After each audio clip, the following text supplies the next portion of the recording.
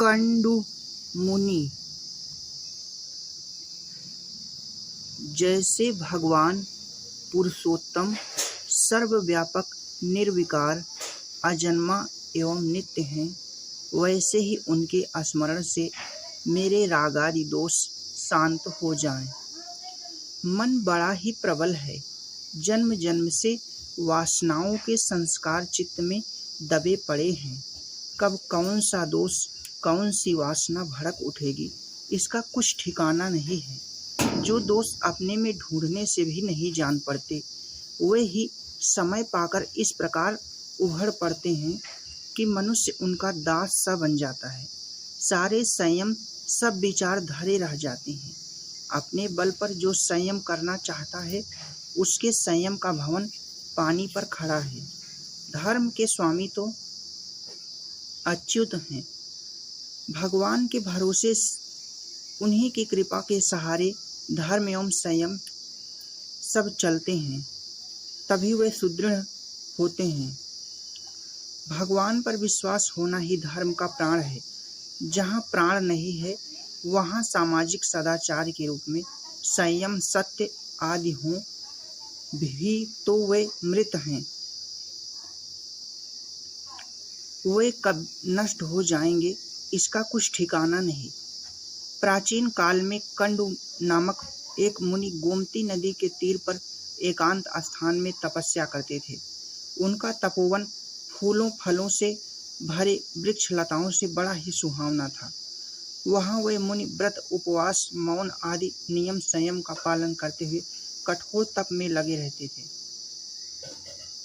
गर्मी में वे पंचाग्नि तापते, वर्षा में खुले स्थान में भूमि पर पड़े रहते, जाड़ों में भीगा वस्त्र पहनते या जल में खड़े रहते। मुनि का तप देखकर देवराज इंद्र डर गए। उन्होंने तप में विघ्न डालने के लिए परमलोचा नाम की अप्सरा को कामादि के साथ भेजा। मुनि के आश्रम में आकर वह अप्सरा उनके सामने नाचने गाने और उन्हें लुभाने लगी। कामदेव ने मुनि के मन में क्षोभ उत्पन्न कर दिया। मुनि तब तक अपने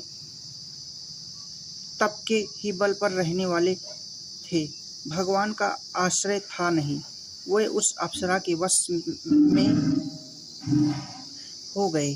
कामवश हो प्रमलोचा को उन्होंने आश्रम में रख लिया और तपोबल से स्वयं 16 वर्ष के युवक बनकर उसके साथ रहने लगे। वे अप्सरा में आसक्त हो गए थे। उनके स्नान, संध्या, हवन, तर्पण, व्रत, नियम, उपवास सब छूट गए। इस प्रकार एकांत में स्त्री का साथ बड़े बड़े तपस्वियों के लिए भी पतन का कारण होता है। आजकल अमर्यादित रूप से स्त्री पुरुषों के मिलने तथा वयस्क लड़के लड़कियों के साथ पढ़ने पर जो जोर देने वाले भाई नहीं समझना चाहते कि इससे कितने अनर्थ होंगे। साधक को तो एकांत में किसी भी पर स्त्री के साथ कुछ देर भी रहना, उससे बात करना सर्वथा त्याग देना चाहिए। वह स्त्री चाहे कोई भी हो और उससे अपना कोई भी संबंध क्यों ना हो। कंडु मुनि कामवश उस अप्सरा में इतने आसक्त हो गए कि उन्हें रात दिन, पक्ष मास तो क्या वर्षों का भी कुछ पता नहीं चलता था। इस प्रकार 100 वर्ष बीत जाने पर अप्सरा ने स्वर्ग जाने की इच्छा की। मुनि ने उसे कुछ दिन और ठहरने को कहा। 100 वर्ष और बीतने पर प्रमलोचा ने फिर आज्ञा मांगी। तब भी ऋषि ने उसे कुछ दिन ठहरने को कहा। इस प्रकार शताब्दियां बीतती चली गई।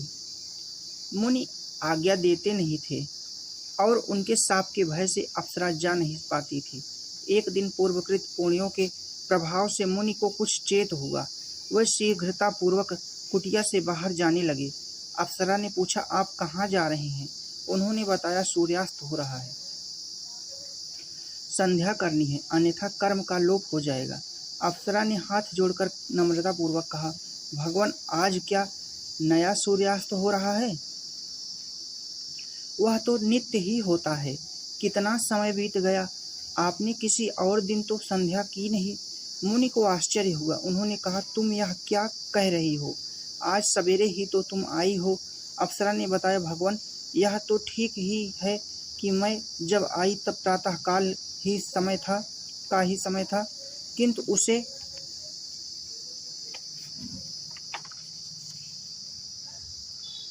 तो 907 वर्ष 6 महीने 3 दिन बीत चुके हैं। मुनि को विश्वास नहीं होता था। अप्सरा ने समझाया, आपके सम्मुख झूठ बोलने का भला कौन साहस करेगा। फिर जब आप आज सतपथ पर पुनः आरूढ़ हो रहे हैं, तब मैं इस समय आपसे झूठ कैसे बोल सकती हूँ। प्रमलोचा की बात सुनकर मुनि को बड़ा दुख हुआ।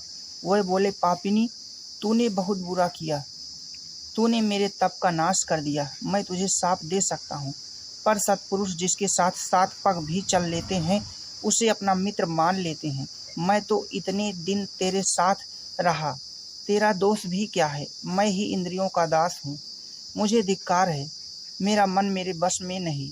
विषय लोलुपता में फंसकर मैंने स्वयं अपना सर्वनाश किया है। अब तू यहाँ से शीघ्र चली जा। प्रमलोचा प्राण बचाकर भाग गई। वह गर्भवती थी। उसके गर्भ से कन्या उत्पन्न हुई, जिसका नाम मारिसा हुआ। यही मारिसा दक्ष प्रजापति की जननी हुई। तपोभ्रष्ट होने से कंड मुनि को बड़ा पश्चाताप हुआ। वे बहुत ही दुखी हुए। उस स्थान को छोड़कर वे श्री जगन्नाथ धाम चले आए। उन पुण्यात्मा के पूर्वकृत पुण्यों का उदय हुआ। पश्चाताप से व्याकुल होकर उन्होंने भगवान की शरण ग्रहण की। वे श्री पुरुषोत्तम का ध्यान करते हुए कठोर नियम व्रतों का पालन करते तथा श्रद्धा के साथ एकाग्र मन से उन करुणालय प्रभु की ही स्तुति किया करते थे। भगवान में लगते ही मुनि का मन निर्मल हो गया था। उसमें भगवान के दर्शन की प्रबल उत्कंठा जाग उठ गई। उनके प्राण भगवान की भुवन मोहन छवि का दर्शन पाने के लिए तड़पने लगे। मुनि की भक्ति एवं उत्कंठा देखकर भगवान उनके सम्मुख प्रकट हो गए। अलसी के फूल के समान रंग वाले परम सुंदर सुकुमार ज्योतिर्मय श्रीअंग पर पीतांबर पहने, शंख चक्र गदा पद्म धारण किए, वक्ष पर श्रीवत्स के चिन्ह तथा वनमाला से भूषित त्रिभुवन सुंदर भगवान को मुनि ने अपने सामने ही देखा। भगवान ने उनसे कहा, सुब्रत, तुम क्या चाहते हो? तुमको जो कुछ भी मांगना हो मांग लो। कंड मुनि प्रभु के चरणों पर गिर पड़े। उनके मुख से निकला, आज मेरा जन्म सफल हो गया। उन्होंने भगवान की पूजा की और फिर भगवान के गुण प्रभाव आदि का वर्णन करते हुए स्तुति की। भगवान के पुनः वरदान मांगने को कहने पर मुनि ने कहा, प्रभु, यह संसार बड़ा ही दुस्तर सागर है तो यह अनित्य दुखमय तथा केले के पेड़ के समान सारहीन।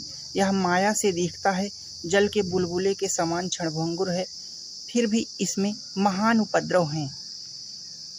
यह भयानक कष्ट ही कष्ट है। इसमें आपकी माया से मैं इसमें मोहित होकर अनादिकाल से चक्कर लगा रहा हूँ। मैं इतने लंबे समय से इसमें डूबा रहा, फिर भी उसका अंत नहीं मिला।